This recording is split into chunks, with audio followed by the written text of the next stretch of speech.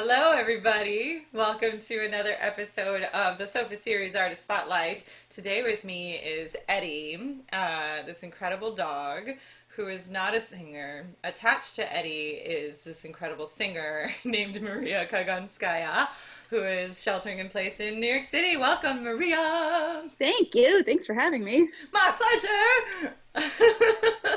Trying to Woo. slap on a smile during all of this general global crisis, you know? It's easy to Oh, slap on when I see your face. you're so sweet. Ah, Easily my thanks. favorite interview.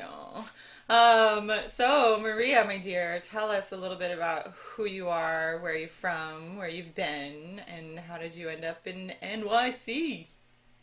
I am Eddie's mom. I am from my mom. No. Okay. Your mom. Serious time. Serious time. I came out of my mom, and Hmm. that happened in Russia. Okay, Mm. Edward. Yeah, bud. Thank you. That happened in Russia, and then they were like, "Why do we live in Russia when we don't have to?" So they moved me to the U.S. when I was small, and then that was San Francisco. So I grew up in San Francisco, and uh, and what happened? Then I tried to go to public school. It didn't work out. So then I went to French school, and that did work out. Okay. And then I went to academic magnet high school, and I was like, wow, academics are awesome, but you know what's better? Singing. Hmm. But academic school was like, you must enter the UC system because we are a feeder school for UC system. Hmm. So I was like, which UC has the best weather? San Diego. That's really the only reason to come to UCSD as a singer, as an That was undergrad. most of my reasoning because 18-year-old at academic high school was just like, I'm sure Yeah, you can learn to sing anywhere. It will anywhere. be Yeah. fine. It actually totally worked out though, Yeah. because I, well, I front loaded everything because I thought I was going to do a second major. And then I realized that I was even less likely to make money from writing poetry than I was from making loud noises. So I graduated in 3 years and bounced. But I didn't know I was going to do that until like halfway through said third year. Because Yeah. once again, great planning. Yeah, yeah, yeah. It's a theme with me. Just really Super, plan ahead. super great at forward thinking. Hmm. So I was like, cool, I don't know what to do. So I went back to San Francisco and sang in the chorus of Opera San Jose for a season, of all things. And then I started studying with my current teacher, Catherine Cook, who is lit. She's the best.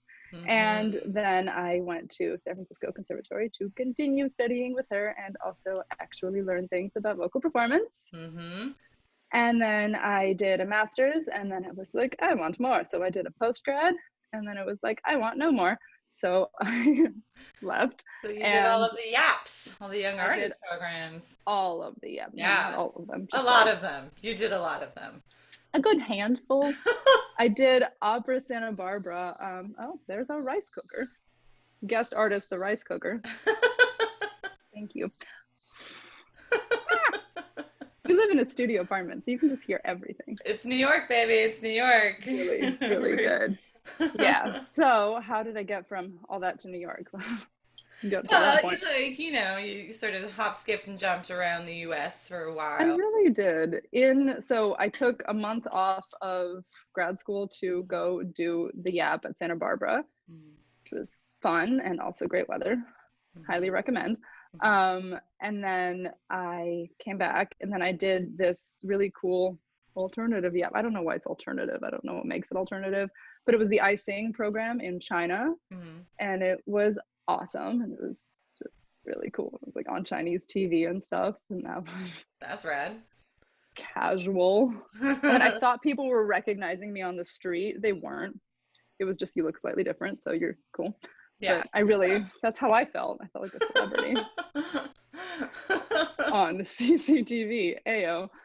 But yeah, and then I came back, and then after post grad, I did my first summer at the Santa Fe Opera, which No big was so deal. If you cool. could like turn your head a little bit to the side, we can see your Grammy Award Oh, behind you. Your little notice that you my were on a Grammy. Grammy Award winning recording at Santa Fe Opera I know. I about like having yeah. it there. I like having it.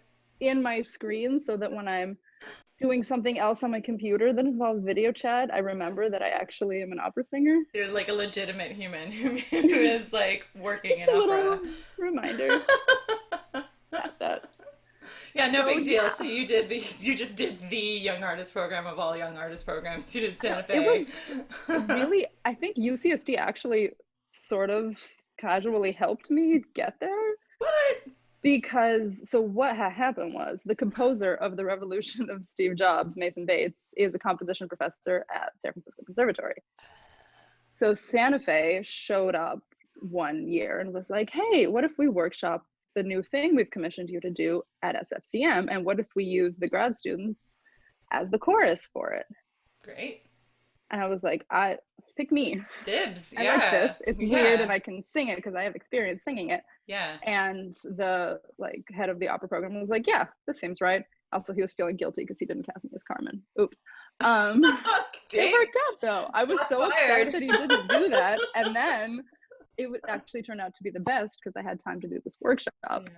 Yeah. And then there had happened to be this teeny weeny 1 minute long role for a like random little mezzo. And they were like, you do it. And I was like, okay.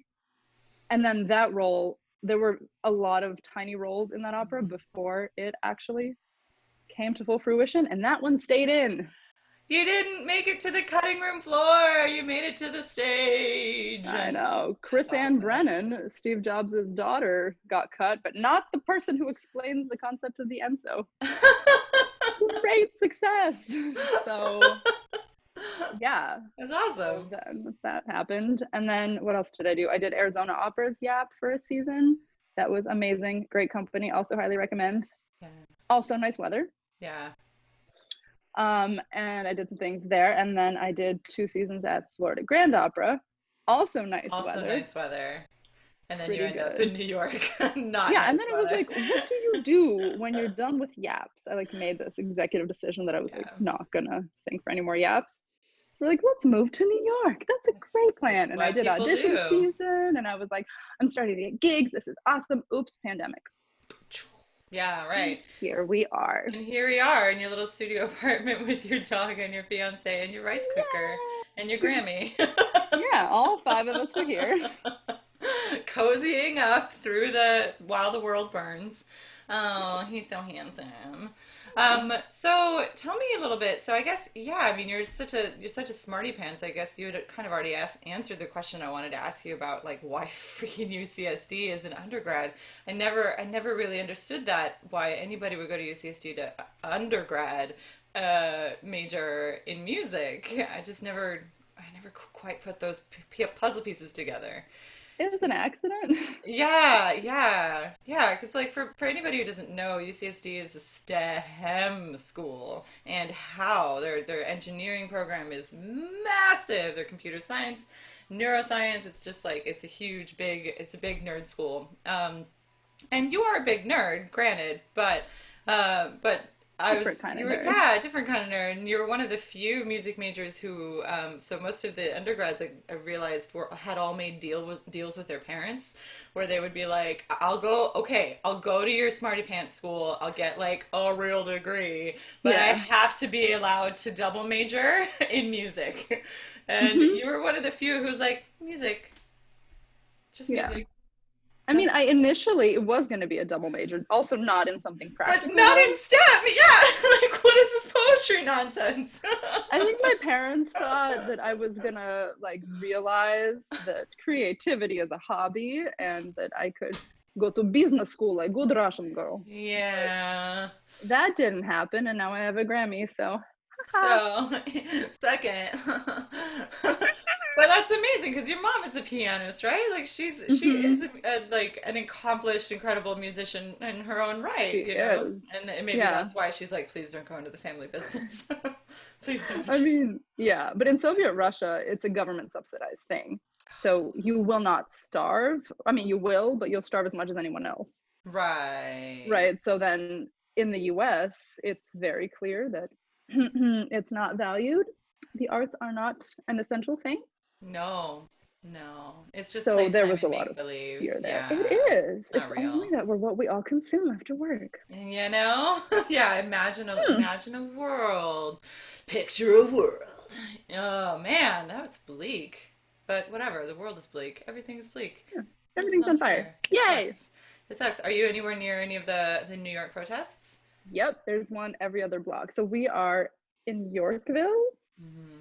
which is 7 blocks from the mayor's residence. Mm.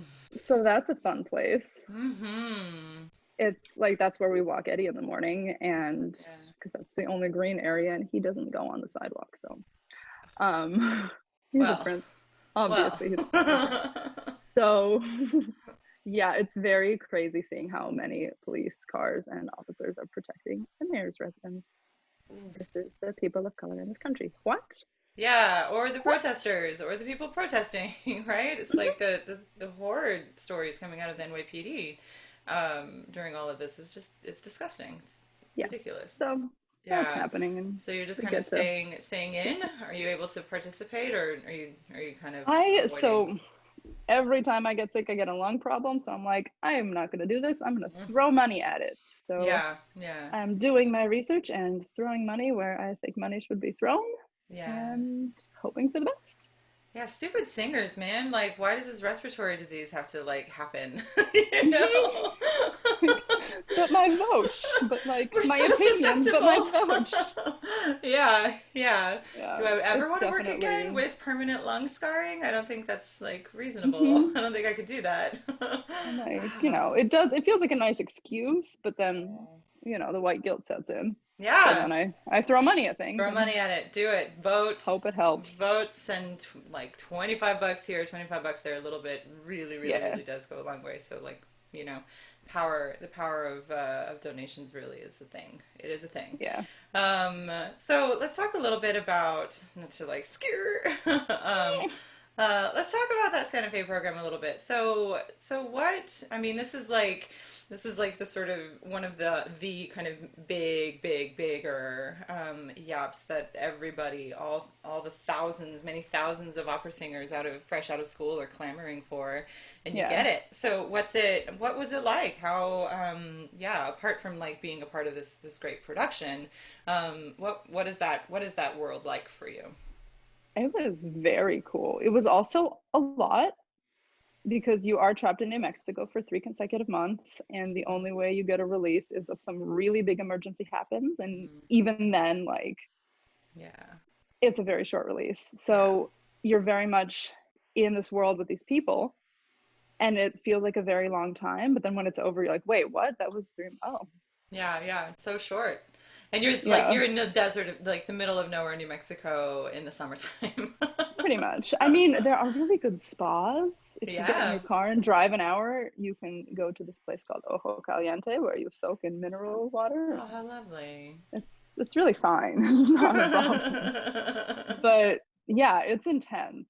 Yeah. But like the benefits of being in that little bubble surrounded by really like the top people, and like you do chorus in most of the productions. Most of the artists are in most of the productions in the chorus that they're not singing roles they're covering in, or Hmm. even when you are covering, you're in the Yeah, you're like in a chorus. rehearsal with like big stars, like you know. Yeah, No. you're like watching Brenda Ray sing Lucia on the stage because we in our production the mad scene where the chorus stands in a circle around her.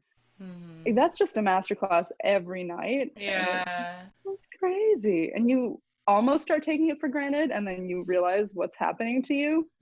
Like, Hmm. okay, yeah, I'm gonna pay attention to everything this lady's up to. Yeah, yeah. I mean, did you ever feel like a little imposter syndrome? Does that ever creep in? Hmm. Uh-huh. So I have a story. Great. So at SFCM, I had the really amazing opportunity of doing a masterclass with Susan Graham, and I was like, That's so queen. it was like I died. And I'd met her one time previously to Yeah. ask for her autograph, Hmm. and I opened with, "Hi, I love you." Which is how you greet your heroes. You know, seemed fine at the Totally, time, totally then relaxed. the night before the masterclass, I was in the office where I was working at the registrar's office, and the president of the school comes in and he's like, "Are you excited for the masterclass?" I'm like, "Uh-huh. Last time I encountered her, I said, 'Hi, I love you.'" And then he went and told that story while introducing Susan Graham for the class. I was like, "I am now a beat. Thank you." But it was just amazing. I got to do the letter scene with her, and I was like, "Oh my god, oh my god!" It was like the best. Oh my god. She's the best. She's like, hers is the recording of Verterra that I listen to. I don't listen to anybody else's. Yeah. It's always hers. Freaky. Right. So that was like the best 20 minutes of that year. Yeah. And then in the summer in Santa Fe, she came to my cover run because I was covering Wolka in La Fanciulla del West. Could talk about that separately, but you know, choices. But what do? You don't say no to Santa Fe. You don't say no. You take that gig and you run. You say yes, really thank hard, you. But... and then you try to make it okay. Yeah.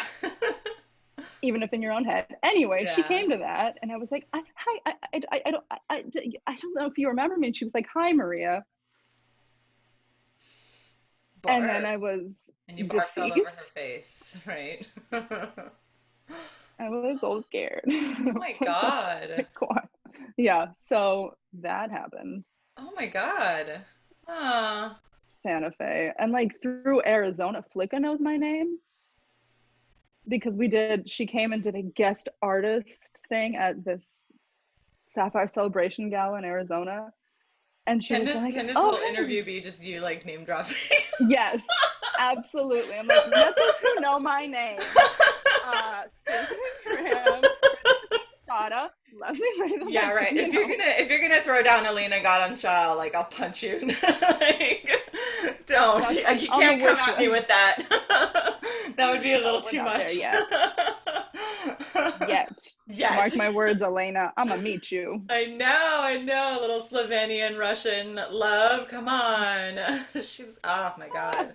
So like okay, so Frederica von Stade, she was actually the first the first opera singer that I ever saw perform live. She came to my undergrad and did she did a recital. She was touring this record that she had recently done. And we were sitting she was performing at this big auditorium, and the student rush tickets were like right at the very, very front. So we were like, sitting like this. Oh my God. Like spit on me, please. Yeah, totally spat on. And I was like, what is this woman? Who is this woman? I was like such an idiot. I had no idea about opera, really. I was in opera school, but I knew nothing. I only went to opera school because my high school choir teacher told me to. And so like my first semester at opera school is this woman, and it just like it was like, oh, I get it. I get why people are into this. I get it. This is amazing. All right, fine. Sold. I'm sold. I'm going to keep doing this because I was always like, do I want to? I don't know. But Frederica von Stade, life-changing. Mm-hmm. Life-changing. Okay, so Susan Graham is your best friend is what I get from this story. Totally. I mean, she's probably forgotten my name by now because it has been like 3 or 4 years. But we never know. You're not like, hey, girl. Every time I see her and my mutual friends on Facebook, I'm like, should I add you? No, no matter. It's too much.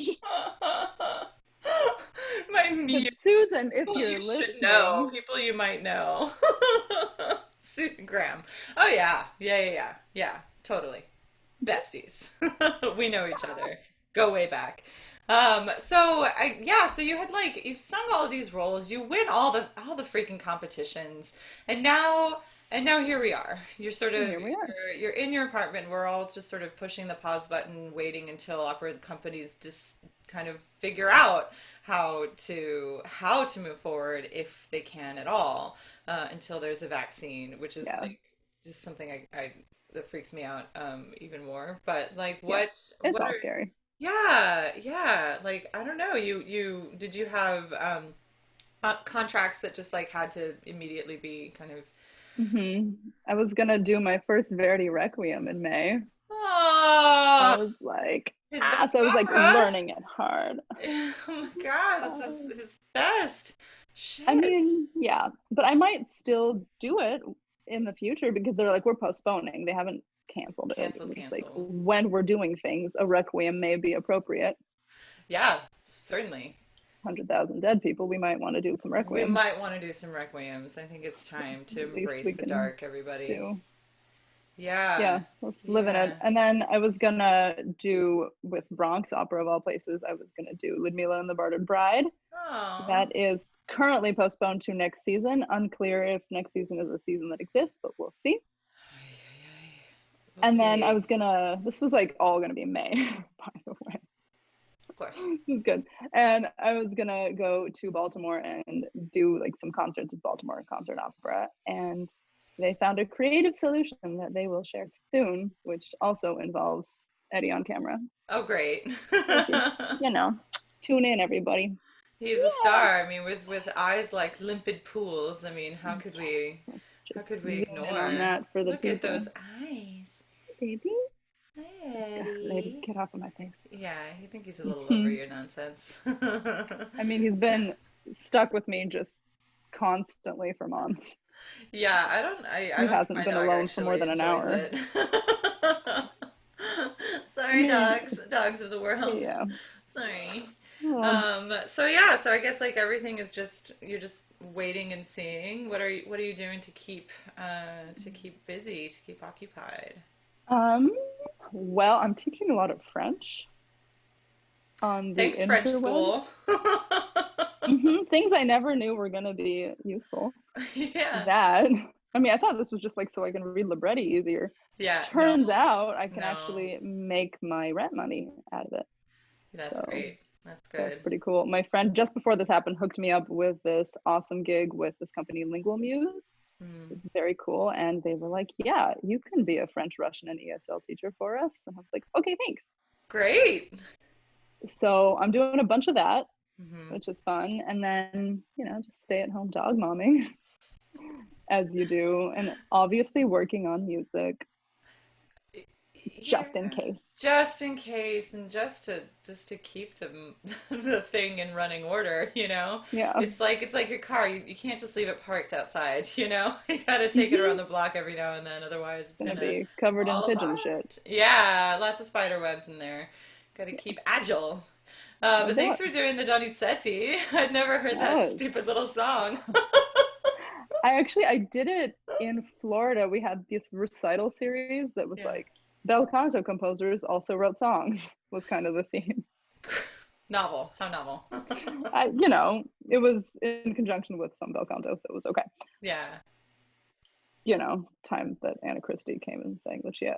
Stop it. Stop it. I needed another name drop in there. No. Drop them into the bucket of celebrities I've seen live.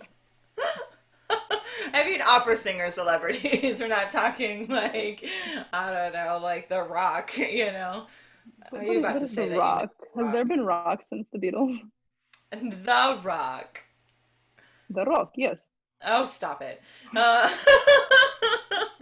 Yeah, no, that that song Don't is Eat song fun. is super good. It's cute and dumb. Hmm. It's dumb. I love It's it. like I really was so stuck because it was just like that phase of like, what am I, what's my job for? Yeah. And then I was like, okay, just dial it down, stop being emo. What's in your house? A sofa. Okay. Yeah. What song can you do mostly from a sofa? Bam! Bam! Ooh. It works perfectly. It is absolutely ludicrous, and it's good. I'm glad a couple of y'all went for the silly amongst all of our emo nonsense. You know, trying to like solve these big problems about like why are we making music anymore? What does it even matter? Who cares? People are dying. What is the point? You know, Make him um, laugh, make him laugh, make him make them laugh. laugh. Absolutely right. So thank you so much, Maria, for taking your sweet time out of teaching French and Russian, and Maybe ask you. yes, and singing stupid little songs from your sofa. I love it. And thank you, Eddie, for tolerating your mom. We appreciate that Yeah. He's a most of all. hero, a He is hero of our modern age. he is a hero. He is a hero. So yeah, thank you so much. Yay, thank you. Bye.